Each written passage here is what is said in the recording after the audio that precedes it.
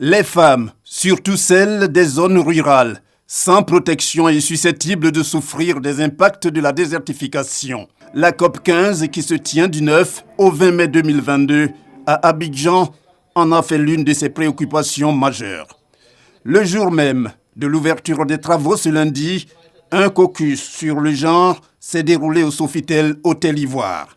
Ce caucus, présidé par la première dame de Côte d'Ivoire, Dominique Ouattara, a donné lieu à ce qu'il convient d'appeler le dialogue ministériel.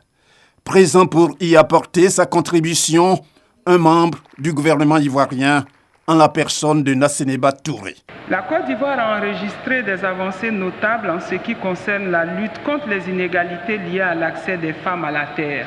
Très tôt, notre pays a entrepris des réformes sur l'épineuse question relative à l'accès des femmes à la terre qui a été régie pendant longtemps par des lois coutumières généralement discriminatoires à l'égard des femmes.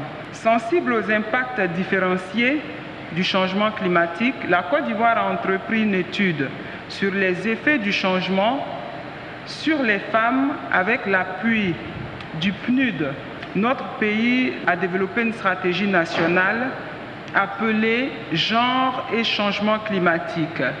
Cette stratégie est prise en compte dans le programme Abidjan Legacy. En saisissant l'occasion de cette session, la première dame de Côte d'Ivoire, Dominique Ouattara, a, outre ses activités pour l'autonomisation de la femme, évoqué les actions menées par le gouvernement ivoirien sur la question du genre. La désertification contribue donc à détériorer la santé des femmes et les rend plus vulnérables. En effet, parce qu'elles entretiennent un rapport direct avec la terre, les femmes doivent bénéficier d'une attention particulière de la part des gouvernants, des Nations Unies, des bailleurs de fonds, enfin de tous. Notre pays, la Côte d'Ivoire, est très actif dans la recherche de solutions contre la déforestation, la dégradation des terres et le changement climatique en relation avec la problématique du genre. Plusieurs programmes sont en cours d'exécution dans notre pays.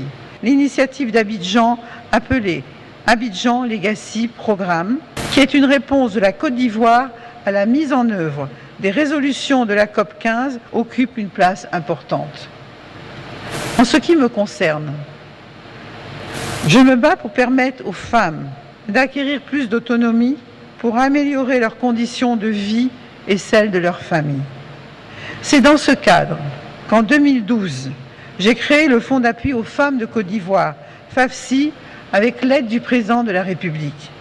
C'est un fonds à taux d'intérêt réduit qui est octroyé sans exigence de garantie aux femmes non éligibles aux prêts classiques et qui leur permet de financer leur activité génératrice de revenus. Il est doté d'un capital de 25 milliards de francs CFA et a permis à ce jour à plus de 300 000 femmes ivoiriennes d'être financièrement autonomes et de prendre en charge leur famille, soit plus de 2 millions de personnes épargnées de la pauvreté. Ce caucus est le deuxième du genre. Les vies sur terre, patrimoine d'un monde précaire vers un avenir prospère, c'est le thème sur lequel ont été portées les réflexions au cours de cette rencontre.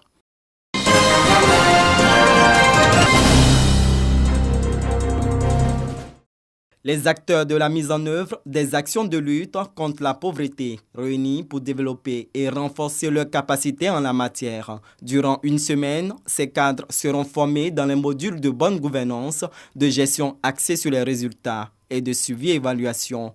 Ce programme est le fruit d'une collaboration entre le ministère de la Solidarité et de la lutte contre la pauvreté et l'École nationale d'administration publique, ENAP, du Québec. Après avoir mis en place un certain nombre d'outils d'identification, de caractérisation de la pauvreté, il est maintenant question que sur le terrain, on puisse donner des outils à nos acteurs d'encadrement, d'évaluer les efforts du gouvernement en matière de lutte contre la pauvreté et de solidarité. La prise de décision et les choix managériels au niveau des institutions publiques, au niveau de la politique de développement de chaque institution publique se reposent sur les résultats de l'évaluation. Quand elles sont appuyées par des données rigoureuses, peuvent favoriser une meilleure prise de décision. Marie Koné-Kwadio, représentant la ministre de tutelle, s'est félicitée du partenariat tissé avec l'ENAP.